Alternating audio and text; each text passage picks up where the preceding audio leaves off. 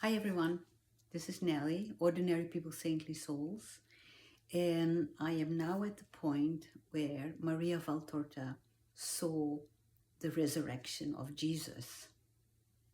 I am skipping a lot in between. I told you a little bit about that, the different people who visited the house where his mother, Saint Mary, spent most of her time in prayer.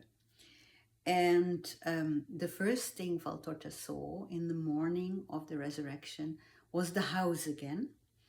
And she hears John and Peter speaking very loudly because Peter kind of starts to wail. He starts to cry and wail, and he starts to repeat everything he's done wrong.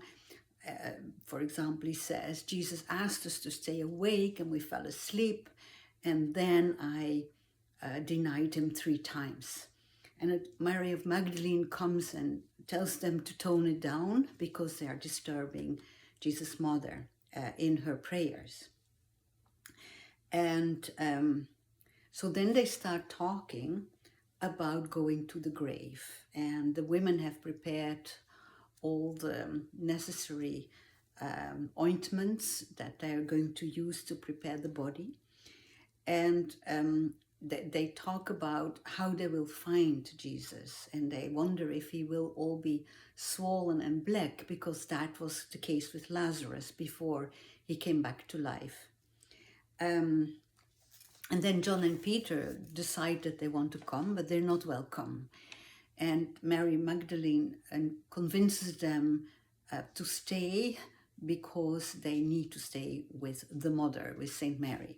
And then Saint Mary herself wants to come because she says, I've always taken care of him, I need to come.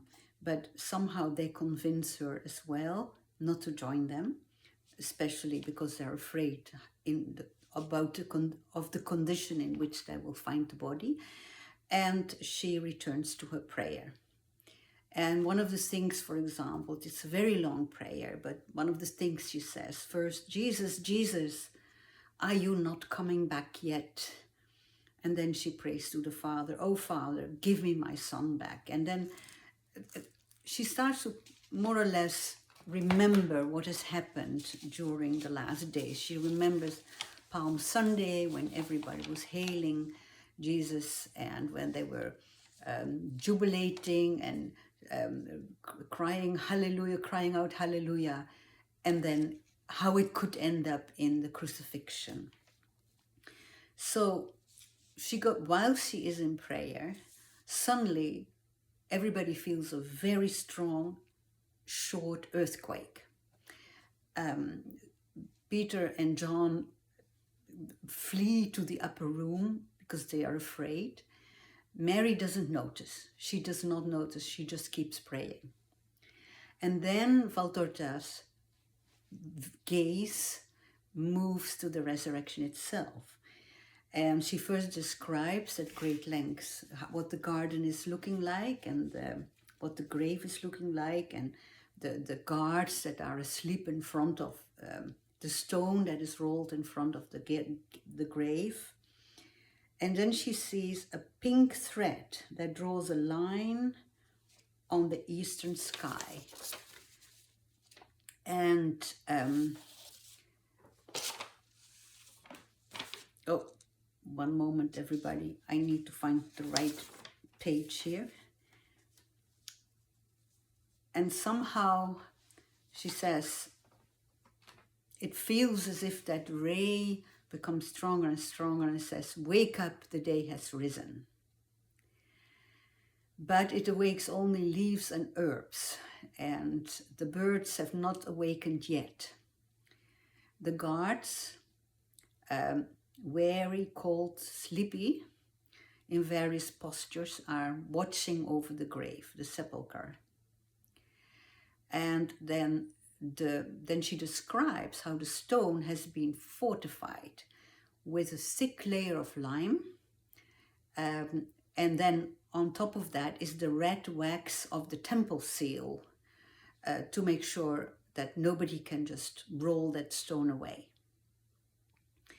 And then in the clear sky, where that now has in the east become completely rosy, she sees that there are no sunbeams, but something like a bright meteor appears. And it descends at a very high speed towards the earth. The guards are astonished. They notice something, but they don't quite know what, and they raise their heads. But then the light becomes a mighty harmonious rumble that fills the whole of creation, and that must have been that earthquake that the disciples felt in the house. It comes from heavenly depths. It is the hallelujah, the angelical glory that follows the spirit of the Christ, which is returning to its glorious flesh, she describes.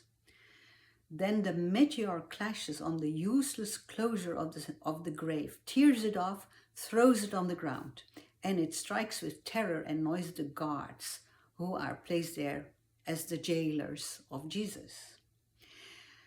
She says this all takes place not in a minute, but in a fraction of a minute, in a few seconds. And then she sees that the shroud is, under the shroud, it is as if someone is starting to wake up. And then there is a sudden movement under the very heavy shroud. And as I described, she saw, different bandages and the shroud, and it looked like a huge pile of clothes.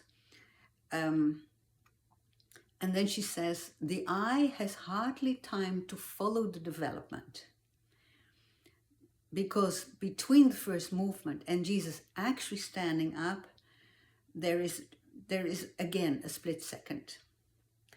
And she can see that he is emanating light, because the wounds, the large and the small wounds, basically are emanating light. And okay, the guards are shocked. They don't quite know what to do with all this, but they don't see anything. And Jesus steps out and raises his hand and blesses nature around him. And that is, the birds are singing by then.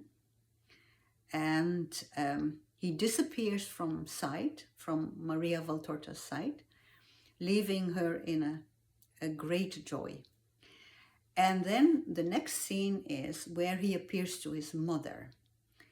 And she hears a heavy banging of the heavy shutters that are closing the windows. And Jesus enters. And she doesn't realize that he is there. And suddenly she sees him. And it is a cry of triumph, of joy, of freedom, of rejoicing, of love, of gratitude that she utters. And he bends over his mother. And she realizes only then that it is not a vision that she's seeing, that it is truly her son who has really risen. It is her Jesus, the son who still loves her as a son. And with a cry, she flings her arms around his neck. And he says, "It is all over, mother. You no longer have to weep over your son. The trial is over. Redemption has taken place." And then, and here I will end this, he says, "Mother, thank you for conceiving me, for bringing me up, for helping me in life and in death." This was Nelly reading from the visions of Maria Valtorta about the resurrection of Christ. And in another video, I will talk a little bit more about to whom Jesus appears first and how he appears. Thank you for being here, and hope to see you in the next video.